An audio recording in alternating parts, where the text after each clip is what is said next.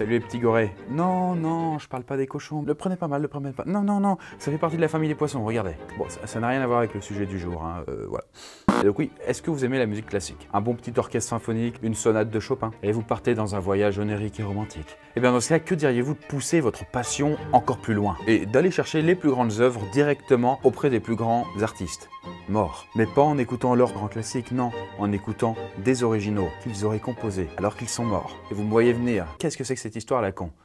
En effet, c'est ce qu'a prétendu une pianiste anglaise qui possédait apparemment des talents de médium assez particuliers et dont l'histoire est très surréaliste. Grâce à son don, elle aurait réussi à communiquer avec certains des plus grands artistes des siècles passés et à en tirer des partitions musicales totalement inédites, approuvées par un certain nombre de spécialistes. Et elle, que rien ne prédisposait à jouer des symphonies, s'est retrouvée accompagnée d'étranges visiteurs. Alors si vous êtes prêts à accueillir les confidences de ces étranges voyageurs, je vous emmène avec moi dans cette nouvelle bulle pour découvrir l'expérience extra-lucide de Rosemary Brown.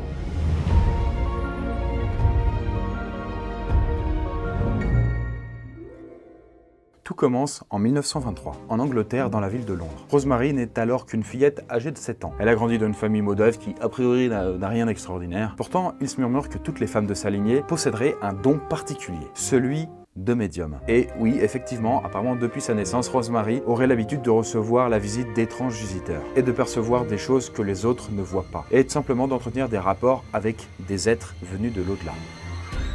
Bon, de son côté, ça ne l'a jamais inquiété puisque toute sa famille est coutumière, on va dire, de ce genre d'expérience. Et elle n'est qu'une enfant, mais malgré son jeune âge, elle a déjà accepté sa différence. Ce qui reste quand même quelque chose, puisque bon, converser avec des esprits venus de l'au-delà, c'est pas comme parler avec des gamins à la cour de récré pour bouffer son goûter, quoi. Néanmoins, en ce jour de 1923, Rosemary fait une rencontre qui va changer sa vie. Un soir, un homme âgé, pourvu d'une longue chevelure blanche et vêtu d'une soutane noire, se présente à elle dans une vision. Il semblerait que ce soit un nouveau visiteur. L'homme reste très mystérieux et échange juste quelques mots avec elle. Et il promet de revenir la prochaine fois pour lui offrir un peu de musique. Puis il repart et ce n'est que quelques années plus tard, alors qu'elle est âgée de 10 ans, que Rosemary reconnaît au détour d'une vieille photo l'étrange personnage qui lui est apparu. Il s'agit alors d'un certain Franz Liszt, un célèbre compositeur romantique qui vivait au 19e siècle. Il est mort il y a bien longtemps de cela. Pourtant, apparemment grâce à son pouvoir extraordinaire, Rosemary a été capable d'entrer en contact avec lui.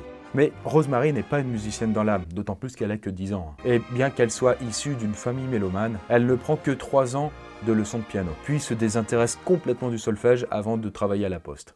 Maintenant, effectuons un petit saut dans le temps jusqu'en 1964. Rosemary est désormais âgée de 48 ans et sa vie a bien changé depuis son enfance. Elle a eu le temps de se marier, d'avoir des enfants, elle a perdu son mari il y a 3 ans et elle travaille désormais dans une cantine scolaire. Bon voilà, jusqu'ici rien de bien folichon, mais après un accident lors duquel elle s'est brisée de côte, Rosemary a l'ordre de rester chez elle, en convalescence. Et donc pour passer le temps, elle décide de se mettre au piano et vous allez voir alors qu'une vieille connaissance va en profiter pour tenir une promesse faite il y a 40 ans de cela. Et oui, vous l'avez deviné, il s'agit bien de Franz Liszt qui va faire un grand retour dans la vie de Rosemary. Et cette fois-ci, par contre, il compte bien rester le plus longtemps possible. Et lorsqu'il lui réapparaît, Rosemary le reconnaît immédiatement, avec ses longs cheveux blancs, tout ça. Le vieil homme, tout content qu'elle ait un petit peu appris le piano, en profite pour lui dicter ses mélodies, qu'elle comprend alors qu'il vaut mieux noter. Et ainsi, le défunt compositeur lui fait écrire ses partitions qu'il n'a jamais eu l'occasion de jouer de son vivant. Comme si, quelque part, Rosemary était le dernier moyen pour lui, pour faire parvenir au monde le reste de ses œuvres.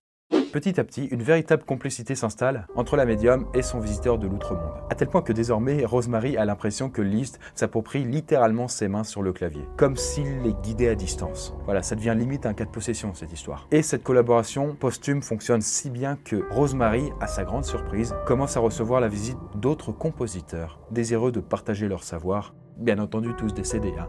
Et si je vous évoque par exemple Debussy, Schubert, Bach, Beethoven ou encore Chopin, est-ce que ça vous dit quelque chose? Selon Rosemary, tous ces grands esprits de la musique lui auraient confié des partitions. Et elle raconte même que chacun à sa manière lui transmettait des notes à jouer. Par exemple, Chopin l'aidait à repérer les bonnes touches sur le clavier, tandis que Beethoven et Bach préféraient lui faire la dictée. Schubert, de son côté, essayait de lui fredonner les mélodies qu'il avait du coup en tête, mais qu'il chantait affreusement mal. Ce qui ne rendait donc pas la tâche de Rosemary facile. Et certains de ces artistes semblaient même devenir des amis de cette veuve londonienne. Parce que oui, elle raconte avoir fait par exemple du shopping avec Liszt, qui voulait apparemment des renseignements sur le prix des bananes. Bon, je sais que là, ça tue un peu la crédibilité, mais bon, en même temps, ça fait toujours un peu partie des préoccupations de l'autre monde, hein, c'est toujours bon à savoir. D'ailleurs, Rosemary a livré plusieurs confidences sur le caractère et la personnalité de chacun de ses compositeurs. Et vous serez donc ravis d'apprendre que Beethoven ne serait plus sourd dans l'au-delà et aurait même appris à parler anglais, tout en se montrant plutôt joyeux durant les conversations. Debussy, lui de son côté, portait des tenues assez étranges et ressemblait un peu à un hippie. Pas de boulot. Bon, Schubert, lui, était très timide avec Rosemary, alors que Chopin, de son côté, avait un caractère plus passionné. Et une fois, il aurait même hurlé une phrase en français qui servait à prévenir que la baignoire de Rosemary était sur le point de déborder. Comme quoi, ça peut être toujours utile d'avoir des amis de l'au-delà, quoi. Liszt était bien entendu l'esprit dont elle était le plus proche, et il lui servait même de garde du corps mental. Voilà, il arrangeait la visite avec les autres artistes, un petit peu comme s'il faisait l'accueil. Voilà, histoire que, on va supposer, ces génies disparus ne se précipitent pas dans la tête de cette pauvre femme. En revanche, de son côté, ce petit Liszt pouvait se montrer un peu caractériel et grognon quand elle ne parvenait pas à être assez rapide en retranscrivant ses notes. Voilà, même mort, le mec il est capable d'en engueuler quoi. À partir de là, ça a été le grand défilé des fantômes. On a un peu l'impression que toutes les grosses têtes des siècles passés sont venues la voir. Que ce soit le dramaturge Shakespeare, oui, le peintre Van Gogh, tous venaient la convaincre à leur manière de l'existence d'une vie après la mort. Même si, bon, à mon avis, si elle avait l'habitude de voir des morts et compagnie depuis son enfance, elle n'avait pas besoin d'être convaincue plus que ça. Et tous savaient parler anglais pour se faire comprendre, la petite dame habitait en Angleterre quand même. Mais elle constata quand même que lorsqu'ils étaient de mauvaise humeur, Rosemary raconte que parfois ils recommençaient à s'exprimer dans leur langue maternelle. Voilà, pour caser un juron ou un cri d'énervement. Voilà, on imagine bien Bach par exemple sortir un Scheiße. Mais alors que faisait Rosemary de toutes ces partition quoi. Eh bien, malgré son faible niveau en piano, elle a effectué un certain nombre d'enregistrements des œuvres inédites qu'elle a pu récupérer auprès des artistes qui lui rendaient visite. Grâce à elle, notamment, on a pu entendre une sonate de 40 pages de Schubert ou encore de nouvelles symphonies attribuées ni plus ni moins qu'à Beethoven.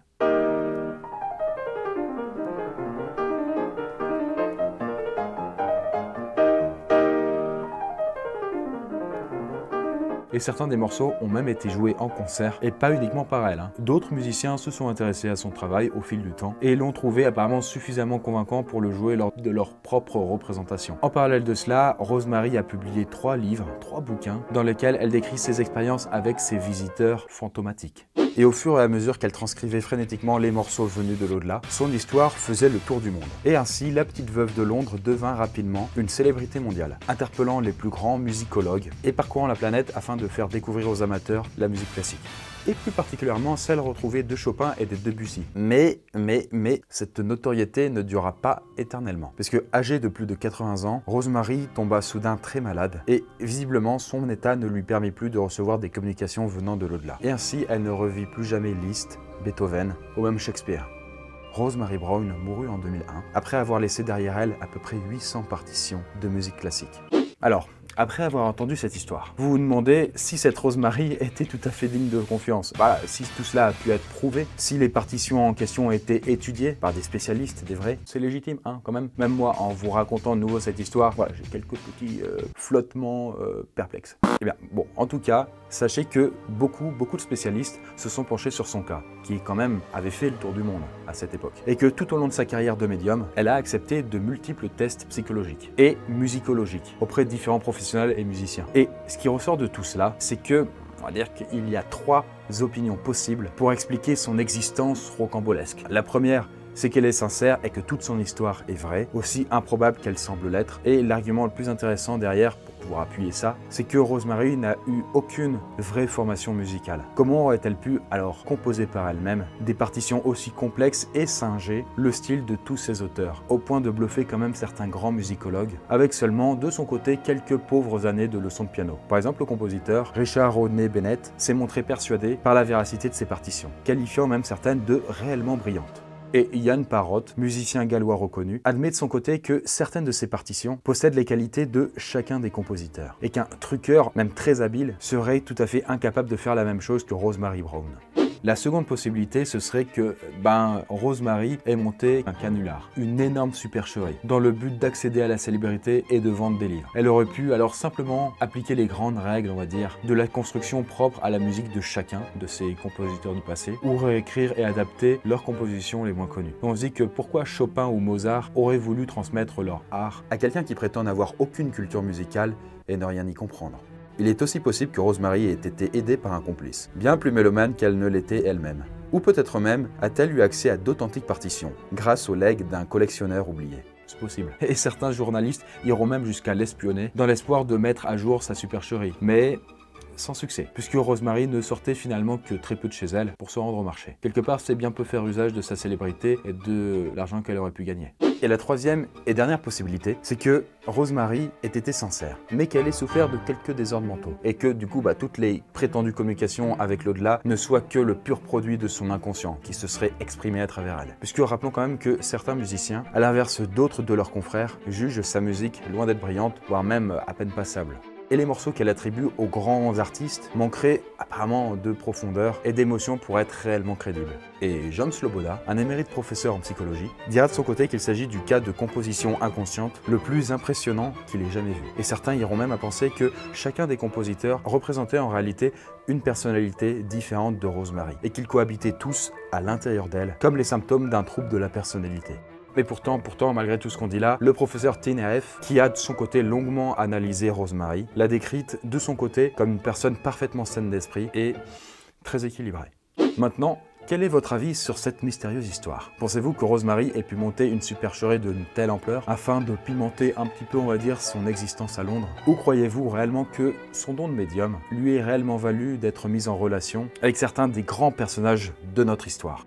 Dans tous les cas, personne jusqu'ici n'a jamais pu montrer qu'elle mentait. Mais en même temps, personne n'a pu montrer que ces partitions avaient été réellement faites par les compositeurs en question. Le seul fait troublant dans tout cela qu'on peut noter, c'est que si Rosemary a longtemps affirmé avoir aucune compétence en musique, elle a avoué quand même plus tard avoir pris des leçons supplémentaires sans que les médias ou son entourage ne soient mis au courant. Elle avait donc apparemment un niveau sensiblement plus élevé que ce qu'elle affirmait jusqu'ici. Mais ce niveau était-il suffisamment élevé pour pouvoir cracher comme ça 800 partitions, toutes selon des styles et des codes très différents? Quoi qu'il en soit, l'objectif de Rosemary et de sa bande de copains musiciens, ce n'était pas vraiment d'offrir de la musique au monde, mais seulement de prouver l'existence d'une vie après la mort. Alors à votre avis, était-ce une preuve suffisamment convaincante?